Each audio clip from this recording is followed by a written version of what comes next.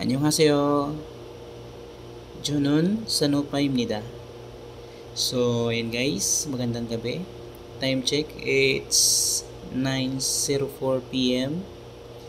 in the Middle East time. So, for today's video, pag-aaralan na naman natin yung Korean numbers. So, sa Korean numbers guys, may dalawang uri ng numbers silang ginagamit. Una na dyan yung native Korean numbers, and pangalawa dyan is yung Sino-Korean numbers. So, ang una nating pag-aaralan is yung native Korean numbers. So, let's begin. So, yung number 1 nila guys is Hana. 하나, Number 1 nila is Hana. 하나, 하나, Tapos yung number 2 nila is Dol. 둘, Dul. 둘, Yung spelling ng Dul guys, Dul. 둘, 둘, Tapos yung number 3 nila is Set. 셋, 셋, 셋, Tapos yung number 4 is Net. Net.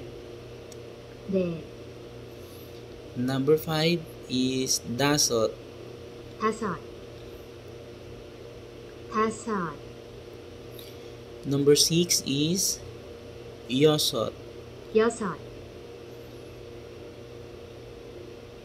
여섯, And number 7 is Ilgok.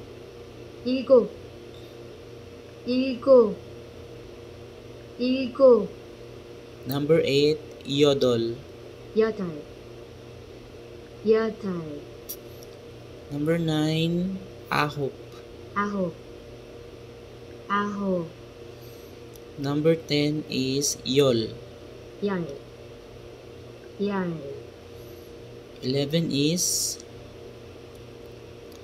Yolhana.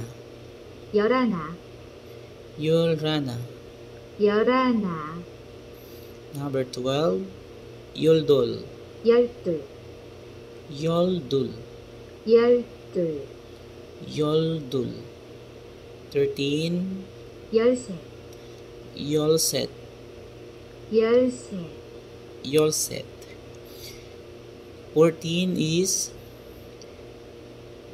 Yolnet.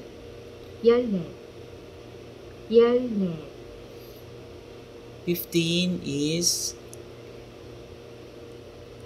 ano siya? Yoldasot. 열다섯, 열다섯, 16 is Yolyosot. 열여섯, 열여섯, 17 is Yorilgop. 열일곱, 열일곱, 18 is Yolyodol. 열여덟, 열여덟, 19 is Yurahop. 열아홉, Yurahop. 열아홉, And 20 is Sumul. 스물, 스물, 21 Sumulhana. 스물하나, 스물하나, Number 22 is Sumuldul. 스물둘, 스물둘, Number 23 is Sumulset. 스물셋, 스물셋, Number 24 is Sumulnet. 스물넷, 스물넷, Number 25 is Sumuldasot. 스물다섯, 스물다섯, Number 26 is Sumulyosot. 스물여섯, 스물여섯, Number 27 is Sumurilgo. 스물일곱, 27. Number 28 is Sumulyuldol. 28. 28.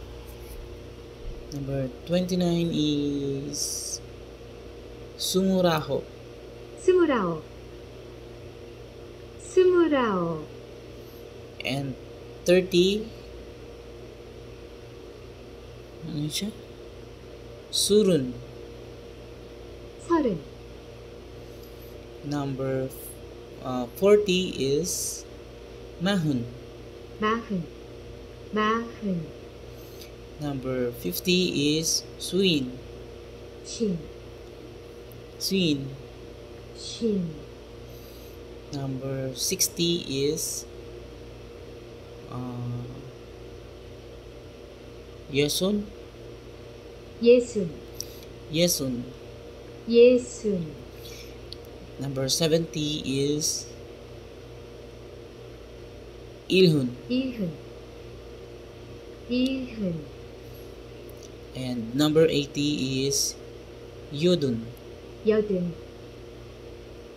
여든. 여든. And 90, Ahun. 아흔. So, yun yung pagbabasa guys ng ng native Korean numbers. So, ibalik natin sa una. I-play natin guys hanggang sa matapos. Pakinggan nyo ng mabuti. Game. 아흔. Wait. Start tayo dito. 하나. 하나. 둘. 셋. 넷. 다섯. 여섯. 일곱. 여덟. 아홉. 열. 열하나. 열둘. 열셋. 열넷. 열다섯. 열여섯. 열일곱. 열여덟. 열아홉. 스물. 스물하나. 스물둘. 스물셋. 스물넷. 스물다섯. 스물여섯. 스물일곱. 스물여덟. 스물아홉. 서른. 마흔. 쉰. 예순. 일흔. 여든. 아흔. So, yun yung tamang pagbabasa guys ng native Korean numbers sa Korea. So, ang numbers niyan guys, ang native numbers niyan guys ay may pinagkagamitan din yan siya. Ituturo ko yan siya sa susunod nating video kung saan ginagamit yung native Korean numbers and Sino-Korean numbers, kasi dapat nating malaman or tandaan na meron yun silang magkakaibang gamit. So, kung gusto nyo malaman yung magkakaibang gamit, so I hope na mag-follow ka sa aking Facebook page or Facebook profile para malaman nyo yung mga aaralin pa natin sa mga susunod na video natin. So, that's it for today's video guys, and 감사합니다 and bye bye.